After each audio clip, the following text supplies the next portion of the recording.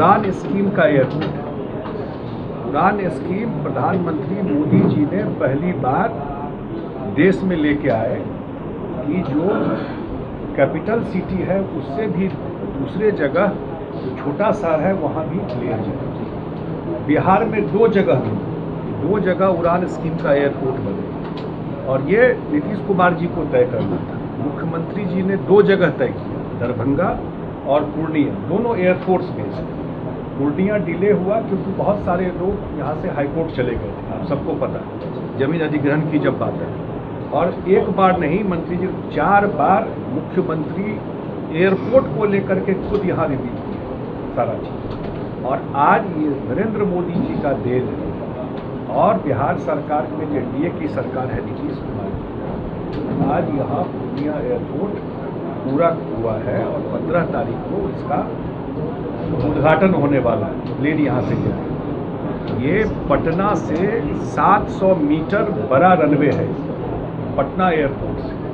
जैसे बताए कि जो दुनिया का सारा जहाज पूर्णिया में उतर सकता है, ड्रीम लाइनर भी उतर सकता है। ड्रीम लाइनर जो है, जितना बड़ा रनवे है वो भी यहाँ उतर सकता है। मतलब इंटरनेशनल फ्लाइट के लिए जो भी क्राइटेरिया होता है वो सारा क्राइटेरिया पूर्णिया फुलफिल करता है। मैं तो मधुबनी दरभंगा एरिया से आता हूँ। दरभंगा एयरपोर्ट बनने के बाद हम लोग खुद अनुभव किए जो कितना बड़ा वहाँ परिवर्तन आया।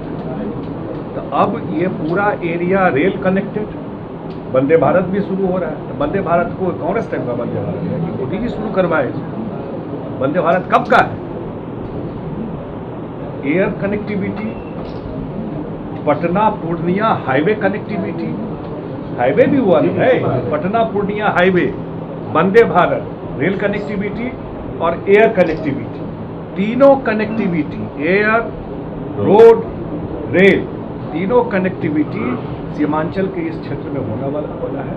मुझे व्यक्तिगत रूप से पूछिएगा तो इस एयरपोर्ट से पूरा यहाँ का काया पलट हो जाएगा, पूर्णिया का और इस पूरे बेल्ट का। यहाँ जो इन्वेस्टर है, उद्योग है, कोई भी इन्वेस्टर आता है वो देखता है कि एयर कनेक्टिविटी है कि नहीं, प्लेन जाता है कितना देर में, हम सेम डे हम जा करके काम करके लौट, ऐसे भी लोग हैं जो सेम डे करके लौटते हैं, हम तो देखते हैं। दरभंगा में लोग सुबह फ्लाइट से आता है, अपना जो भी ऐसा रहा, ऐसे इन्वेस्टर असम में चले जाता है। ये इतना बड़ा चेंज होगा अगर आने दीजिएगा इन्वेस्टर को, तो ये भी है।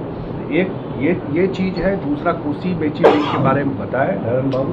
कोसी मेची लिंक जिसका टेंडर हो गया भारत सरकार से, नहीं टेंडर नहीं, इसका सैंक्शन हो गया कैबिनेट से और टेंडर शायद फाइनल स्टेज में है, तो उसका काम शुरू हो जाएगा और प्रधानमंत्री जी शायद उसका भी शुभारंभ यहाँ से करने वाले हैं। तो इतना 40,000 करोड़ का योजना और डिटेल में तो सब बात बताई थी। मुझे लगता है, और हम लोग सिर्फ काम को लेकर के आते हैं और ज़्यादा तो है नहीं, बात है नहीं। और जो माहौल लास्ट ईयर है, जो माहौल मैं देख रहा हूँ पूरे सीमांचल में, कुछ ना कुछ जरूर लोकसभा में कमी हुआ सीमांचल क्षेत्र। इतना काम के बावजूद, काम में कमी नहीं थी। इस बार सारा हिसाब इस विधानसभा में, जो लोकसभा में कहीं 19-20 हुआ, इस बार सारा हिसाब यहाँ का लोग इस विधानसभा में करेंगे।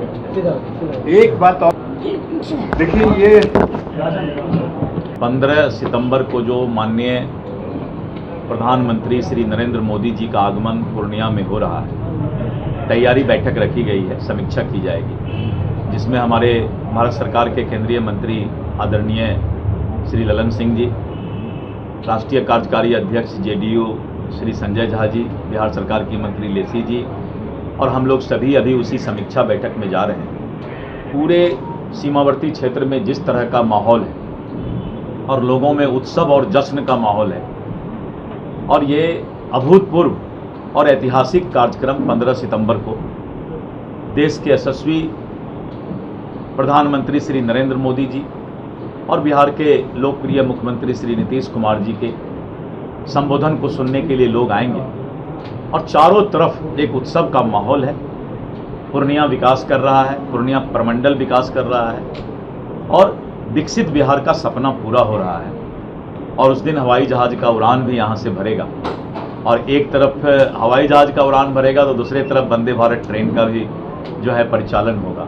तो एक तरफ रेल भी है, एक तरफ रोड भी है, और दूसरे तरफ बिजली ताप का जो है अपना थर्मल पावर का भी यहाँ से जो है बहुत बड़ा योजना का शिलान्यास और उद्घाटन होने की संभावना है। उसमें फिर 35 वाला भी हो रहा है। तो इस तरह करके बहुत बड़ा सौगात बिहार को मिलने जा रहा है, और हम लोग सब उनका जो है पलके बिछाएं इंतजार कर रहे हैं। और छठ, ये 3 जो पूजा है बिहार वासियों की, ये बहुत महत्वपूर्ण है।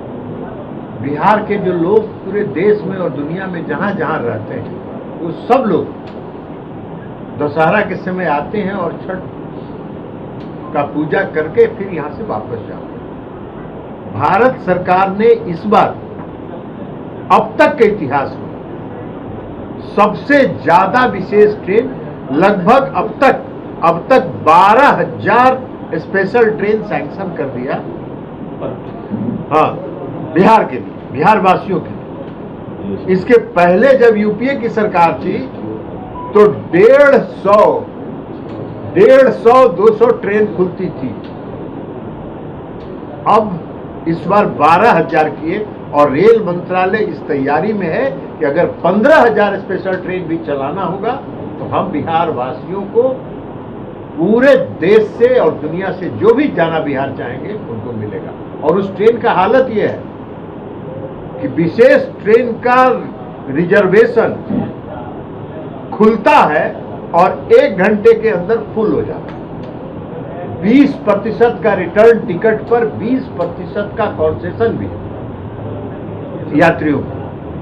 एक चीज ये है।